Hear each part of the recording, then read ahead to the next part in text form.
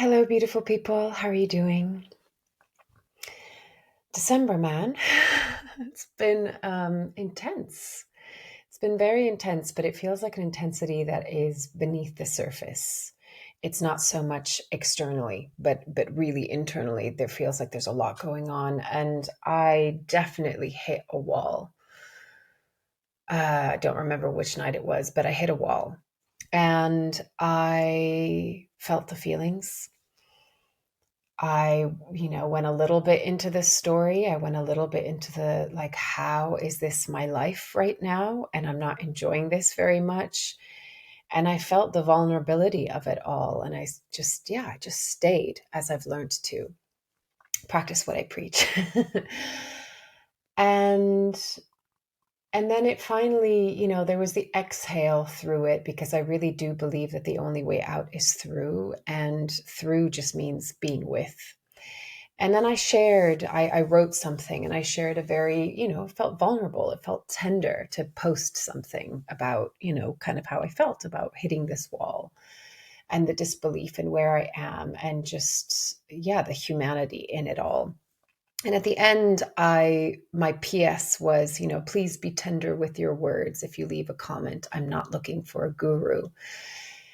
And I want to speak to this today because we are coming out of the time of the guru, of the teacher. And instead of teaching and preaching, I know I just used that word a moment ago, there are I was going to say three things that we fundamentally need. There's actually more, of course, but I want to speak to the three, four things that we fundamentally need instead of teaching and preaching and being the guru.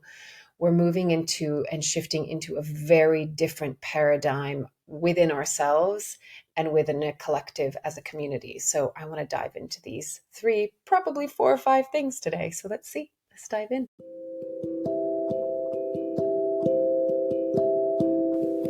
This is Corinne Bloom, and you're listening to Raw Conversations. All right, so diving straight into it. There's something that we're accustomed to want to help people by kind of giving them something that we think they need, right? And the guru or the teacher has told, has taught, has preached, has whatever you want to call it. But if you look to a very, very simple example, children don't learn by being told and taught. We think that that's how they learn, but they don't. They learn through their own experience. And really, actually, the container that's needed in order for them to have their own experience and to learn through their own experience is they need to feel safe. So, what are the things that make us feel safe? We feel safe when someone is present with us without judgment. We feel safe when within that presence, someone, whether they say it or they embody it or they show it, they emanate it, when we feel heard, seen, and understood, we feel that. We feel that exhalation. We feel safe. And when we feel seen, heard, and understood, and there's no judgment, and instead there's love and there's compassion and there's empathy, that is the true safety. And that's what we're needing now. We're not needing to teach one another. We need to feel like we can belong to one another again. And what I mean by belonging is that we care, that we're here in that kind of sense of the ideal family, right? If I just say we're here like a family, people will go, oh God, man, my family's got a lot of drama. I'm not so sure about that. But what I mean is the true sense of the word family, which is connectivity. We need connection. We need care. We need the lack of judgment and the presence of love and compassion. And true presence and love and compassion goes, I hear you. I'm here with you. I see you. I witness you. I feel you. I've been there myself. That's empathy, right? So, in response to my post, I had beautiful responses. And there was one that was like, I know it came from a kind-hearted place. I know that, but it was still the prediction of what you will and what you should feel and do about yourself. And that's not what was needed. And I don't believe that's what any of us need. We don't need someone to come in. Even if it's like prophetic, or if it's, well intentioned and it's a beautiful kind of saying, what we need is humanity. The comments that touched me the most were the ones that either spoke to or emanated that feeling of, I feel you. I see you. God, yeah, I'm experiencing the same challenges, or I've been through those same challenges. And I see your humanity, and I feel it, and I get it. And you're not alone. You're not alone. This is what so many people need. The 15 years of having done authenticity coaching, so many people would come to me and they would begin by going, what's wrong with me? How do I fix this? How do I get rid of this? And I would always respond saying, there's nothing wrong with you. You're not broken. There's nothing that needs fixing. And you're not the only one going through this. Not to take away from their story and their experience and their challenges and their pain and their suffering, but to let them know you are not the only one on this planet, because so many people think, why am I flawed? What's wrong with me? I must be the only one, because we haven't learned to be in circle, to share, to communicate, to connect through our humanity. There's this bullshit. How are you? Fine. Great. Oh, everything's good. You know, it's, we need to return to our own humanity, and we need to begin to care. And the thing is that, of course, begins with us, right? Because if we don't have the word that comes into my mind, but I don't like it, but I'm going to say it because that's what comes into my mind. If we don't have a tolerance for our own humanity, how will we have a tolerance for other people's humanity, right? If our tolerance is low, how can it be high for somebody else? So if we want more kindness and understanding and compassion and patience with others, like, of course we know it's nothing new. We have to begin with ourselves. And normally we are our worst critic. We're the hardest on ourselves. And so all of this begins with kindness. And kindness isn't, I'm going to preach to you some, like, what is, my friend says this term that I love. It's like spiritual salad, right? Spiritual salading. We don't need that. We don't need, like, bits of, I see it as like garnishing. We don't need the spiritual salading anymore. We don't need the new age, just jargon. We don't need it. Like, yes, sometimes it can be beautifully poetic and it can sound really nice, but really what lands with us and what means the most is when we can say and hear, I feel you, I see you, I hear you, I witness you, I understand you from my perspective as best as I can. I get it. And there's nothing more connecting than empathy. And I want to, this comes through very, very strongly right now. By empathy, I don't mean colluding with the story or the negativity or the victimization. That's not what I mean at all. And I want to be very, very clear about that. And what reminds me of that is a friend of mine sent me a short clip of Ram Dass talking about how this person that he knew was telling him this story of just like drama in the family, right? Drama with this. And, I don't know if it was the kid or the cousin or something had done something that was, naughty or rebellious or whatever. And there was this whole after effect of it. And he was just saying, she told him this story. And at the end, he goes, I hear you. And so what she does is she goes in to repeating the same story again. And at the end of it, he goes, I hear you. And finally, after that pause, because what he said is normally what you go, oh dear you, oh poor you, oh this, the colluding into the story, into the all of it, the identities and the beliefs and the defenses and the victimizations and all of the archetypes that can come up in the story, right? Normally we're used to hearing that response, oh poor you, oh goodness, how are you? It's coming from a good place, but it's colluding with the story. And then that creates more of the story, right? And by just simply saying, I hear you, after the second round, when he said, I hear you again, it gave her a pause. And in that pause, he said that she reflected, obviously, something, a memory came up. And how she responded was, yeah, you know what? When I was young, I was also like a rebellious one. Something to, I'm not using the right words, but it was something to that effect.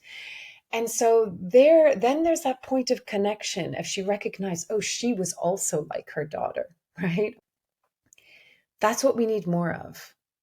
But we sometimes get into this moral, and it does come into a place of judgment, whether it's coming from a good place or a judgmental place. It does come into the form of critique.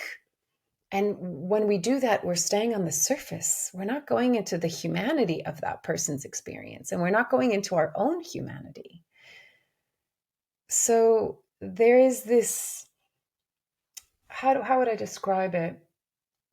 What we're being invited to into right now, and what we've been invited into for the last 5-6 years, this cycle. And now we're really coming to the peak of it, because we're coming to this end of the 9 year, which is the year of completion, which is the year of the snake and the shedding and the letting go. We're really coming face to face with our own truth and with our own bullshit. And the ways in which we've coped, and the ways in which we circumvent our humanity, the way that we put on the masks and the facades and the coping mechanisms that create those masks and facades. And instead of getting by, which is what coping is, like getting by with the illusion of I'm fine, everything's great, and even staying on the surface of our feelings, because sometimes when we collude with a challenging or quote unquote negative emotion, I don't believe in positive negative emotions, but I'm going to use that because it's terminology that's often used. We actually stay on the surface because we can get in like that kind of I don't know why the word kvetching mode. Like we can moan and we can complain and we can wallow. Wallow to me is like staying in the shallow waters. And we can stay there for a long time thinking that we're feeling our emotions because we're wallowing in our despair, in our victimization, in the suffering, rather than the deep sea diver is what moves the water. The wallowing is the shallow water that gets murky. It gets like, that's where the bacteria starts to form because it's shallow and it's murky and there's a movement. You go deep and you move through the water, and the water then has movement within it. That's the analogy for go deep into your feelings, go deep into your emotions. And the only way to do that is you've got to get into the vulnerability of them. You don't stay on the surface of like, ouch, ouch, ouch, ouch, ouch. It's like you go into the pain. You stub your toe and you might, mother, and then you breathe into the pain. And that's what allows us to get through it. So the only way out is through, but through is in. And through is in and staying in for as long as it takes to feel it, breathe through with and through it. And then there's the natural releasing of it. Our body is so intelligent, not just our physical body, our emotional body, our cellular body, our etheric body. We're incredibly designed, but we're not using our technology our inner technology, our natural organic technology to its greatest capacity and ability, because we've learned to distract, we've learned to numb, we've learned to redirect. We're not taught or invited into, I should say, rather than taught. We're not invited into staying with our feelings. And it kind of reminds me of how this always used to bother me with how we're told to parent, which is the distracting method, right?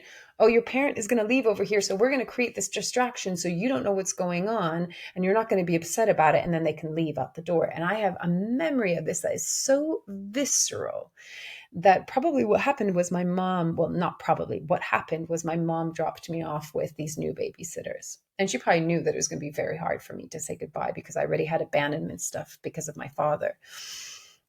And I remember like I was a very aware child. And so I could often, I remember being left in the car when my father was around and being like, why I shouldn't be left in the car by myself. Like, I'm a child, he's the adult. Why is he leaving me here? Or once he put me in a sun booth bed, like, home at home sunbathing bed. And I remember being in there and terrified with the bulbs on, being like, where is my dad? Where's my father? He's meant to be the responsible one. Like, where is he? So children are very, very aware. And I remember having that consciousness. So my mom had dropped me off with these new babysitters. And all of a sudden, one of the women, she's kind of freaking out. She's going, and she's looking in her trousers. She's like, there's a bug in my trousers. There's a bug in my trousers. And she's like trying to brush off her trousers and shake them. And I remember going, this is very strange. Like, okay, this is very dramatic. And I could sense in that moment, even though, of course, my attention was focused on that. I must have been like 3 years old, something like this. Even though my focus was on that, I could sense that my mom left. And then I remember there was a window. And I remember it was a gray, rainy day. And I just knew that she was down on the street. And I think I kind of almost looked and I just knew that she was there. And here's the thing. This is where consciousness is so important, because we think as parents, children, I know this seems like a tangent, but I'm going to get to the point. Children, we think that children, or at least back in the day, used to believe that children, they don't have that consciousness. They're not aware of things. But this is the biggest deceit, because it wasn't honest, because it was a distraction. What I felt was, in a way, like lied to. Like, oh, you tricked me. You tricked me into being distracted so that you could leave. And what that does on an internal level is you're not tending to my feelings. You're not tending to my humanity. You're distracting me from my humanity, right? And I get it, it's like she had to go to work, whatever. I get it. So, with the way that I chose to parent and choose to parent my child is I'm always going to sit and I'm going to communicate with her, and I'm going to be as honest as I possibly damn can, which is all, I will be honest is what I mean to say. To be authentic, to take responsibility, to tune in and check in. How are you? How do you feel? This is what's going on for me. If something's going on for me, communication, authenticity, transparency creates connection, creates safety, creates trust. So if we're taught from a young age of like, distract yourself from your real feelings, and people are going to distract you from your real feelings because there's no space for it, or that's too difficult or too challenging, or it takes too much time, or whatever the story is, we learn to do that within ourselves. We learn to ignore our feelings, or we learn to stay on the surface. And then, of course, we have a culture and a society that's like, distraction here, distraction there. Look over here. Look at this bright light. Flick over here. Flick left. Flick up and down. Everything is outward and overstimulating. And so this wraps back around to how it can be so challenging for people to really stay within their own experience, and to know that it's safe to do so. So many people are so scared to go inside of themselves and feel their feelings, because you know why? Nobody did it with them when they were a child. And sometimes feelings can feel scary, or they can feel overwhelming. And we need that metaphoric like hug to say, I'm here. I've got you. You're safe. It's okay. It's okay to feel that way. Also, it's like removing the shame, removing the judgment, removing that you should be anything other than who you are in this moment right now. That doesn't mean to condone bad behavior. Behavior is different than who you are. Behavior is learned, and behavior is also easily changed into something else. But we have to come back to the canvas behind everything. And that canvas is innately worthy, infinitely worthy, good enough, lovable, significant. You matter, you belong, you deserve. So when I'm speaking to coming back to, we need to belong to one another again. We also need to belong to ourselves, to our worth, to our humanity and our divinity. And we discover our divinity through our humanity. You can't bypass your humanity. We're having this human experience. So you learn from your feelings. You learn from your emotions. You learn from your suffering and your challenges. You learn through the pain. You learn through the dark night of the soul. It's all a beautiful learning, not to punish you, but to grow you, to expand you, to evolve you. So we also have to get out of this idea, this what we believe is a notion of a lesson as a punishment. A lesson isn't a punishment. A lesson is a point of growth. This is the school of life. You come here to have lessons and to learn and to grow. But it's not how we think of, if you were parented or educated through the punishment praise system, then yeah, of course, you're going to look at a lesson and go, I don't want to learn anything. A lesson is cruel. It's mean. Why would I want that?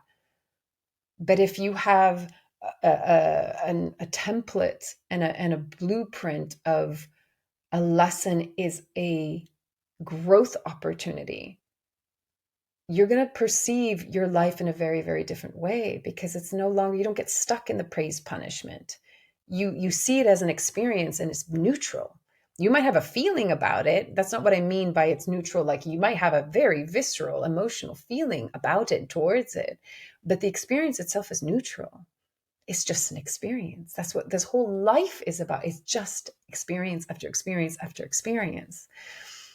And a lot of NDEers, near-death experiencers, will say when they're on the other side and they're having their life review or they're speaking to their guides, there's no judgment. There's no judgment.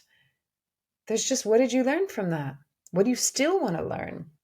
Your soul chose, this is what I want to learn. There was a great NDE that I just watched recently, and this woman, my goodness, just had in her childhood and adolescence and early, adulthood, just the most extreme life that you could imagine.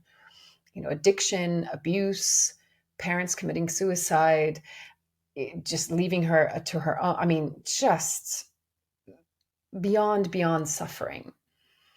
And she saw in her near-death experience that it was like there was this gathering of souls that were all getting ready to go on earth, and it was this really exciting thing.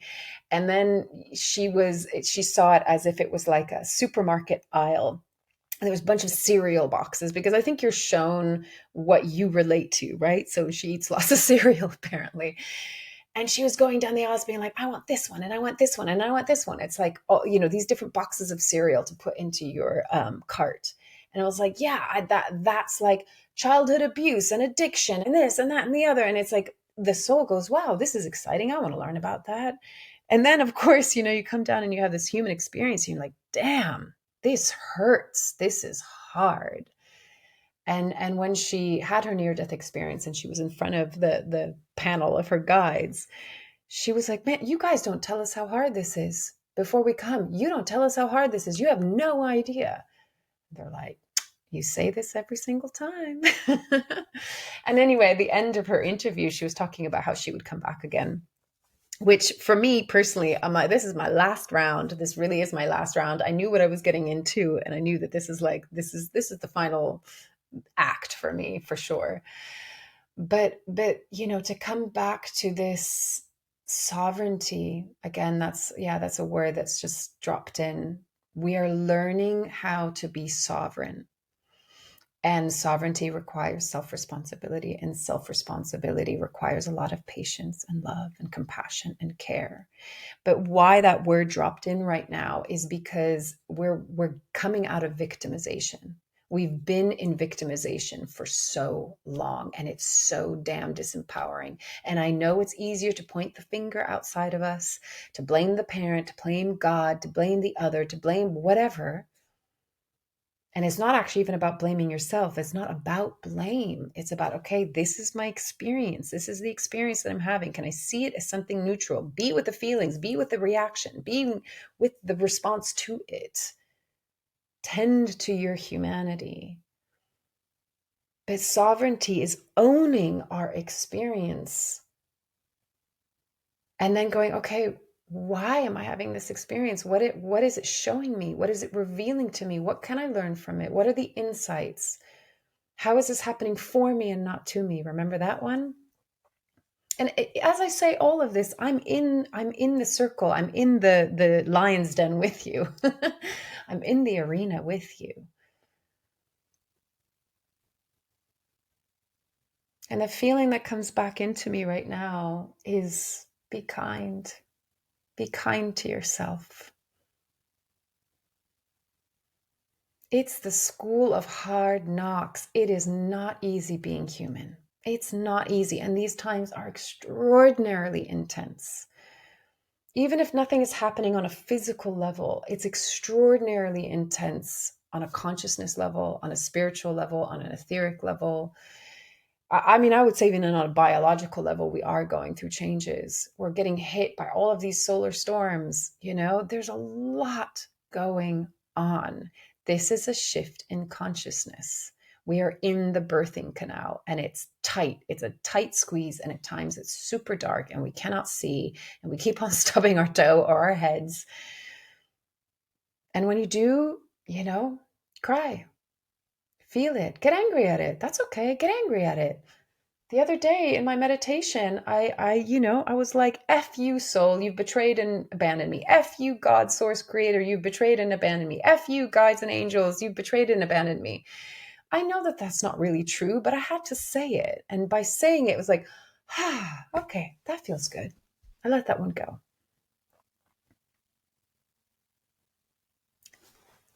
Everything is in motion. Everything is in motion. Allow yourself to be fluid within the intensity of it all. This passage of time might make you feel crazy sometimes. That's okay. You're not alone.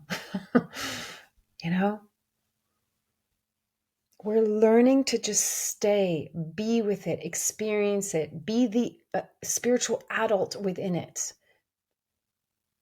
But do it with kindness. Do it with tenderness. Do it with love. And don't preach to yourself. You should be better. You should do this. You should become this. This is more spiritual. This is more enlightened. Fuck all of that. Be human and loving with yourself. I see you. I hear you. I feel you. I understand you. None of the new age jargon bullshit.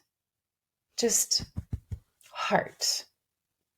Human heart. And in that human heart, that is the portal and passageway and connection and channel to your soul self and to divinity itself. And that's what we need a lot more of. We need connection to self and connection to others and connection to all that is. That's what's going to change all of this. And that is part of this shift in consciousness and the evolution of consciousness. So, the invitation. How can you be more human with yourself? All the messiness of it. And see it and witness it and love it and feel it and hear it and understand it as best as you can from a human experience. Don't be a guru. Don't be a teacher. Be a fellow human first to yourself.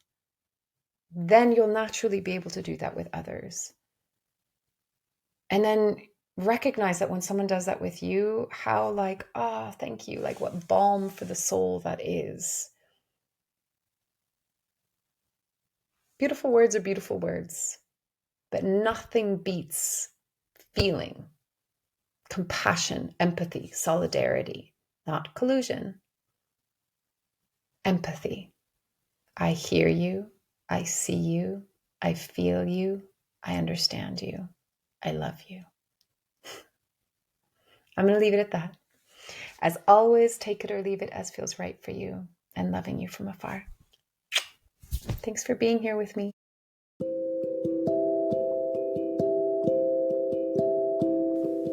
You've been listening to Raw Conversations with Corinne Bloom. Thanks so much for showing up, listening in, and being a part of the conversation with me.